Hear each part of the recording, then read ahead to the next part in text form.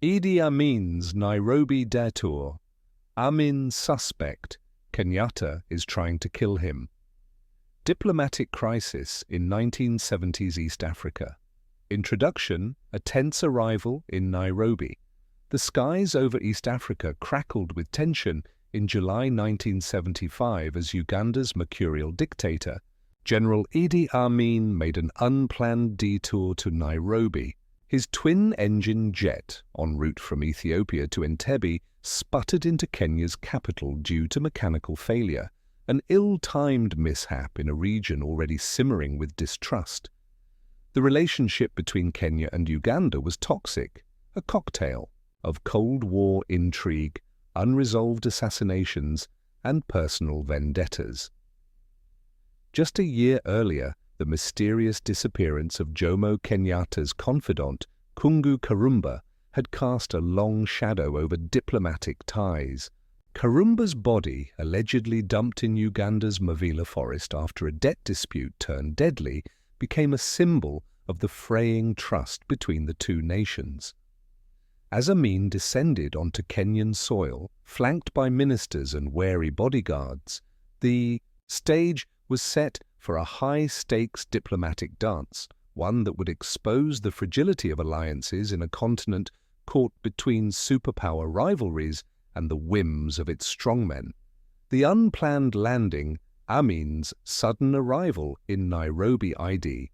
Amin's abrupt touchdown in Nairobi was no routine layover. Fresh from visits to Ethiopia, Somalia, and Zaire, the self-styled conqueror of the British Empire arrived with a singular demand: secure transport back to Uganda. Yet his presence was a diplomatic minefield. Kenya's Vice President Daniel Arap Moi led a high-powered delegation to greet him, including ministers Robert Uko and Paul Ngei, a show of protocol masking deep unease. Amin's paranoia was palpable. Rejecting Kenya's initial offer of a Cessna plane, he feared sabotage, a bomb planted by enemies. His distrust stemmed from a year of escalating hostilities, including Karumba's unsolved murder, which Kenyan intelligence pinned on Ugandan military commander Lieutenant Col. Isaac Maliamungu. Ultimately, Kenya assuaged Amin's fears by providing a safe aircraft, but the incident underscored the fragility of regional diplomacy in an era where strongmen ruled and alliances shifted like desert sands. The toxic atmosphere. Kenya-Uganda relations.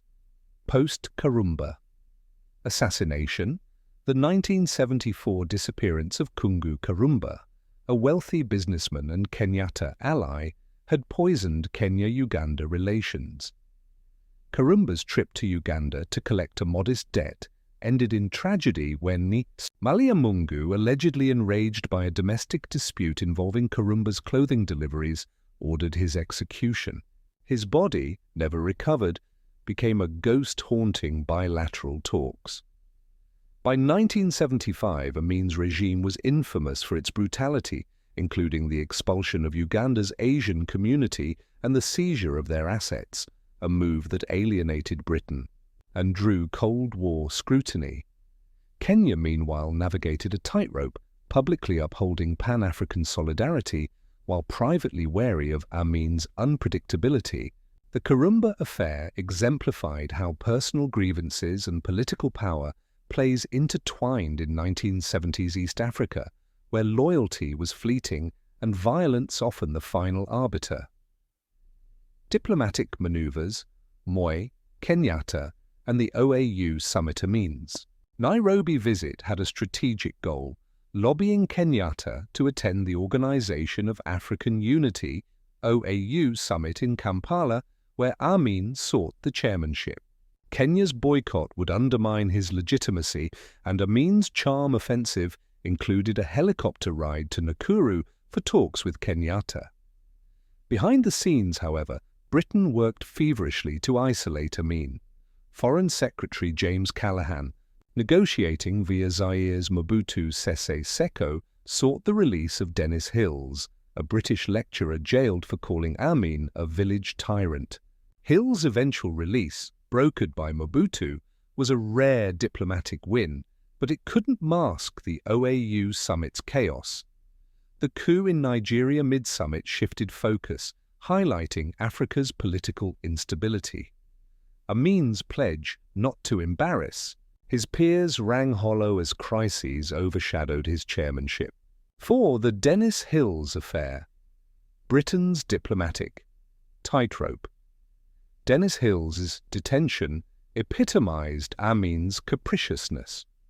Arrested over an unpublished manuscript, Hills became a pawn in Amin's game of geopolitical brinkmanship.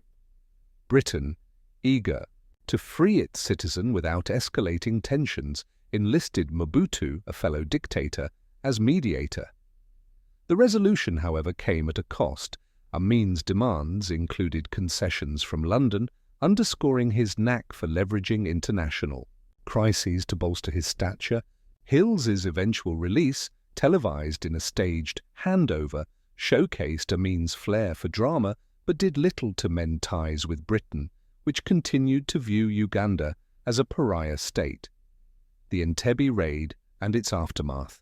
Revenge and retaliation. Amin's obsession with air power and revenge reached a crescendo in 1976. Israel's audacious raid on Entebbe airport, aided by Kenyan intelligence, destroyed Uganda's fighter jets and humiliated Amin. The operation, which rescued hostages from a hijacked Air France plane, left Amin seething and plotting retribution. In 1978, Bruce Mackenzie, Kenyatta's former agriculture minister and alleged British spy, died when his plane exploded mid-flight. Intelligence linked the bombing to Amin, who suspected Mackenzie of aiding the Entebbe raid. The assassination underscored the lethal intersection of personal vendettas and Cold War espionage, where loyalty to allies like Israel or Britain could prove fatal. Conclusion. The legacy of a diplomatic powder keg. Idi Amin's 1975 Nairobi Detour was a microcosm of 1970s Africa, a continent grappling with post-colonial growing pains, Cold War proxy battles, and the cult of personality surrounding its leaders. The Kenya-Uganda rift, fueled by Karumba's murder and Amin's paranoia, revealed how fragile alliances could unravel in the face of ego and mistrust. Today, the era's lessons resonate. Diplomacy in turbulent times demands nuance, and the ghosts of strongmen like Amin linger in Africa's collective memory. As East Africa navigates modern challenges, the spectre of 1975 serves as a reminder of the cost of unchecked power and the enduring quest for stability in a region once held hostage by the whims of its dictators.